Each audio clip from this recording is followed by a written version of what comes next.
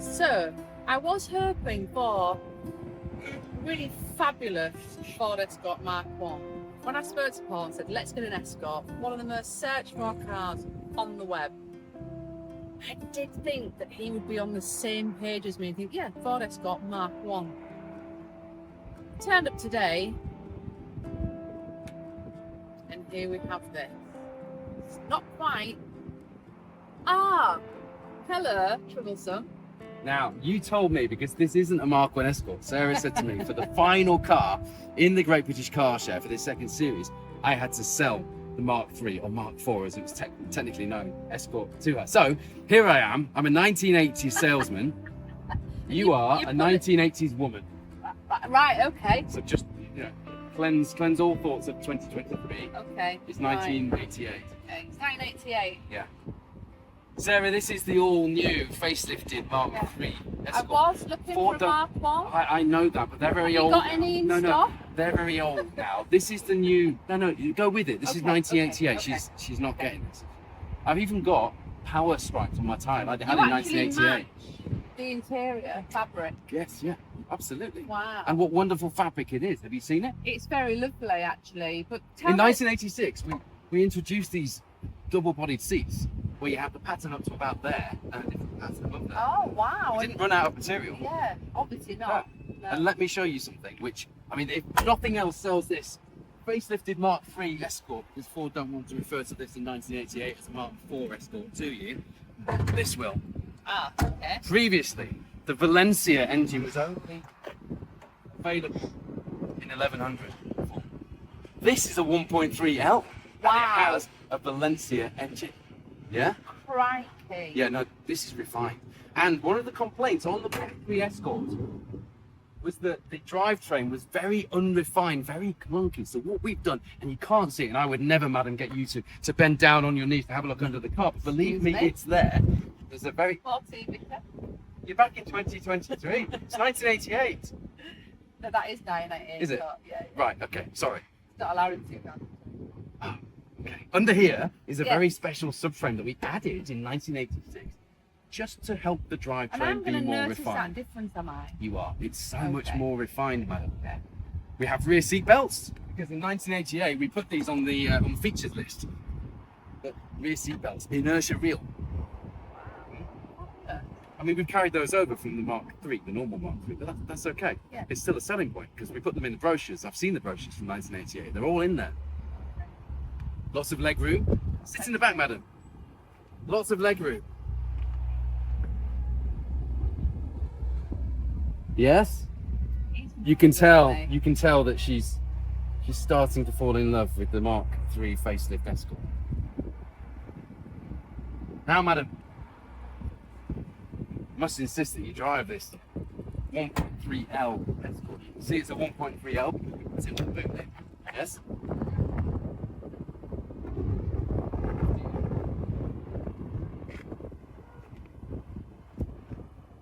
I think she's sold. I don't think I'm in trouble any longer. What's the price? Right, madam. Can I stop calling you madam now? I quite like it. Okay, Can you continue? Carry on. Well, I'll let you into a little secret. I did actually own one of these. Back in the day, I hope it was brown. it was a 1.1 Popular Ah, that would have had the Valencia engine as well. in the beautiful beige. So that will have been early 90s.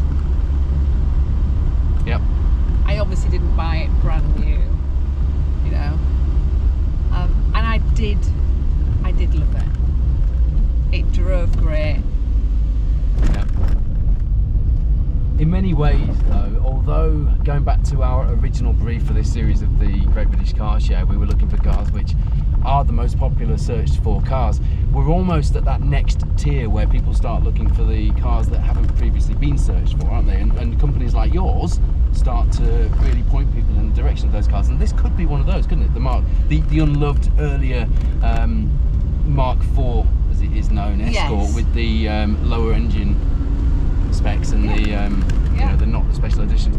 And Well, I think that's important. This is a kind of car that I'm going to expect to see at tomorrow's Festival of the Unexceptional. Yeah, of course. This is the perfect car for that festival. You know, I know it's got a big oval badge and whatnot, but it's an unexceptional car, isn't it? Really? It is, and it was unexceptional for Ford as well, because it didn't handle as well as the Mark 1, the Mark 2. It didn't follow on very well actually as a successor to those cars, did it? And Ford's win on Sunday, buy on Monday mantra didn't quite fit the Mark 3 and then the Mark 3 facelift, because actually it didn't have any success on Sunday. So, you know, the salesman had to do what I just did and point to the inertia reel seatbelts and the 4-channel stereo. They obviously did the same job as what you did in regards of success rate, because I thought I did all right. I wore the power tie. You did very well. That's all you had to do in the 80s, wasn't it? I think you found your vocation in life. Do you fancy coming to work for me? So this wasn't a very successful competition car, albeit, you know, it did spawn the 700T, which, although again not successful, has become a bit of a legendary homologation car. It did have a little bit of success on the race tracks. I mean, you remember the Royal Mail, the Data Post touring car, for example, but everything seemed to go backwards in this era for Ford. Yeah. And yet, this remained one of the best-selling, one of the most popular family cars, despite the fact that, you know, the new Cadet was out. You had all sorts of cars coming out from Vauxhall. The Japanese were big in this market. Was at its height, wasn't it? Really? And yet the Escort still prevailed. It wasn't as successful, perhaps, as Ford hoped it would be. And they stepped that up when they moved to the Mark 5 Escort. So I know I didn't give you a Mark 1 Escort. Which I also had. Did you? Yeah. Fab, you've done with Escorts what I did with Fiestas. So I didn't give you a Mark 1 Escort, I know, and that is the car when we're talking about Escorts. Of course it is. But I do think that this is, and I don't talk about the RS turbos and the XL3Is when I say that. I'm talking about these L models. Yeah. I think these are the next car that people will, thanks to concepts like the Festival of the Unexceptional. Yeah. I think these will be growers. I think they already do have a following. Yeah, but they just need to be a little bit more loved, don't they? Really, for what they are. And if you were someone who either owned one of these or perhaps whose parents had one of these when they were growing up, the last thing you would expect to be on a driving experience roster would be an Escort 1.3L, isn't it? And that's kind of the magic of this. And do you know what? It is lovely to drive. It really is. I love this era of Ford. I was big into my XR2s. I used to build them, I used to race them. I love 1980s, late 1980s Fords. So the dashboard's very comforting to me. Really. I even love the really naff rubber the rubber gears. Gear gaiter, yeah. It's just very 1980s Ford. And look at that. Brown plastic. That marked so easily when you put your bag down and scrape the dash. Scratched it all, yeah. And then the handles were always looked like a dog had been chewing them, didn't they? Because of how bad the plastic was. But I don't think it looks particularly plasticky. You know, it is.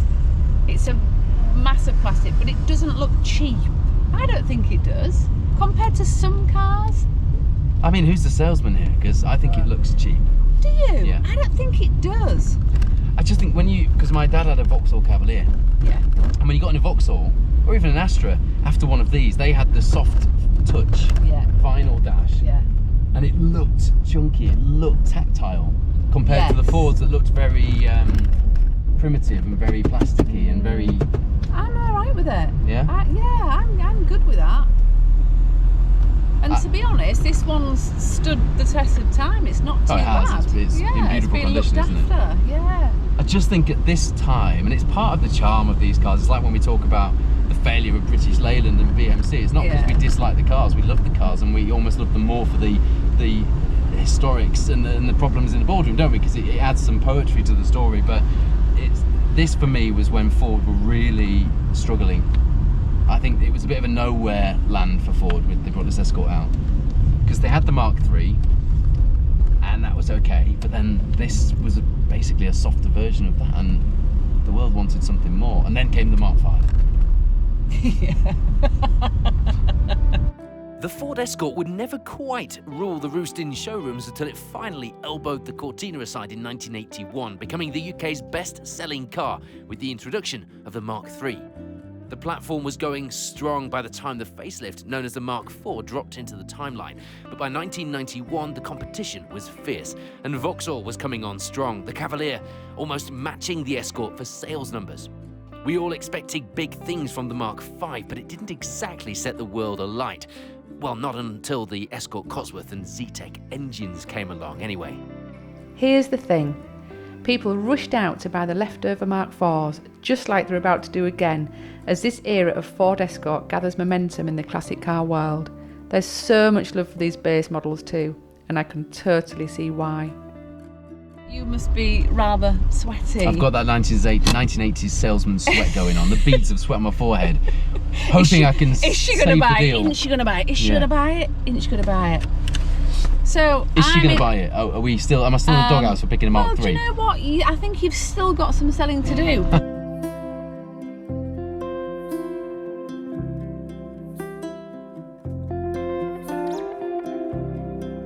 She's buying it, I can tell. Hang on. So, before you do drive this, Yep. I'm interested to know what Richard's favourite fact is about this car, what he likes about this car, or a fact about this car. Have we got Richard? This doesn't strike me as a Richard kind of a car, so me too. Check the glove box.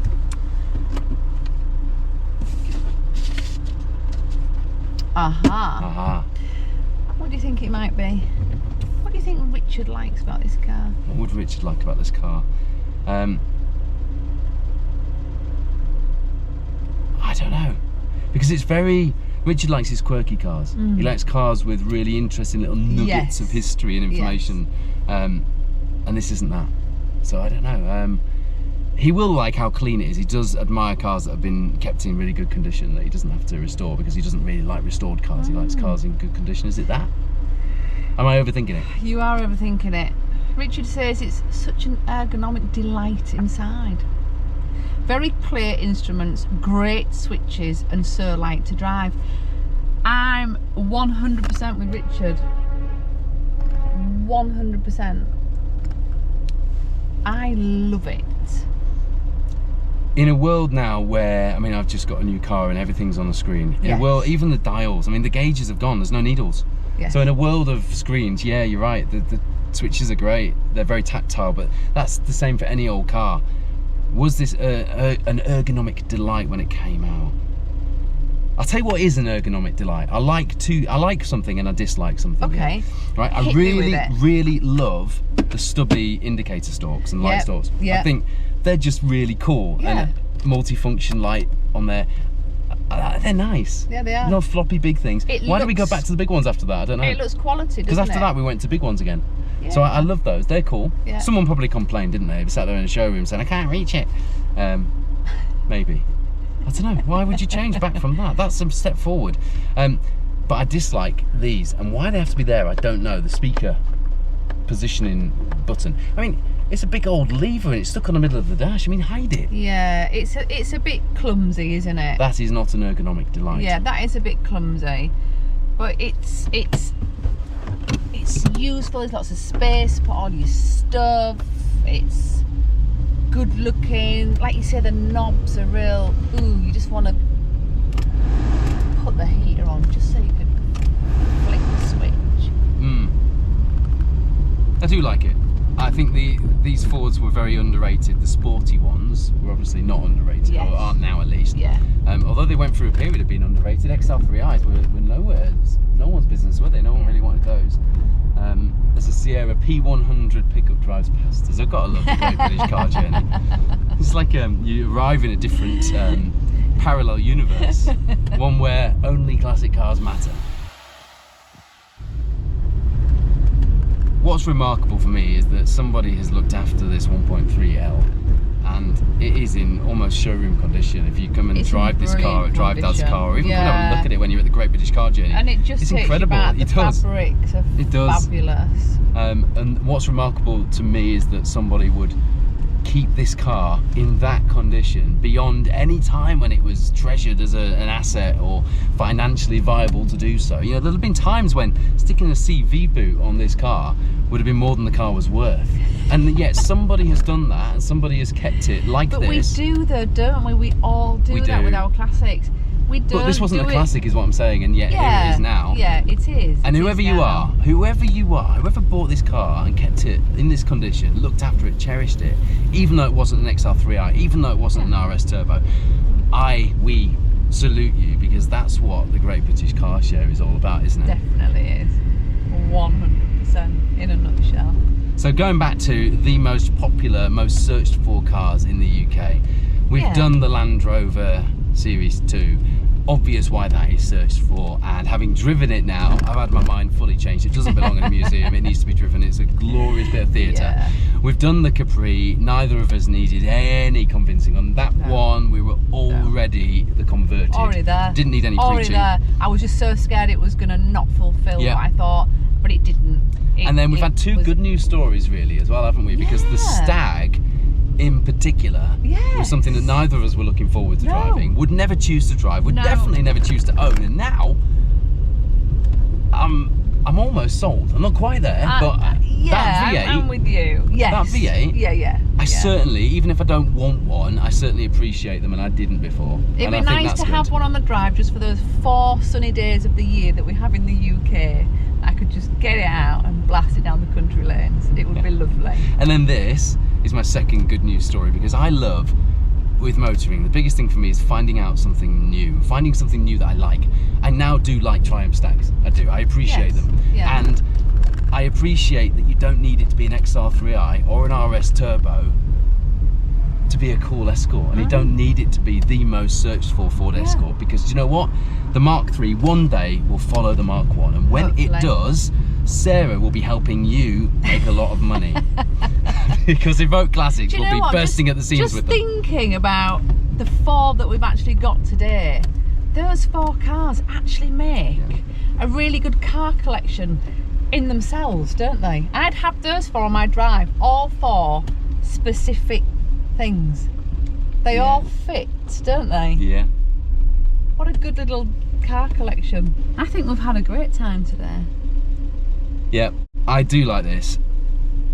I would never have chosen anything less than an XR3i when it came to a Mark III or Mark 4 Escort, depending on how you look at it. But I'm sold on the stubby indicator stalks.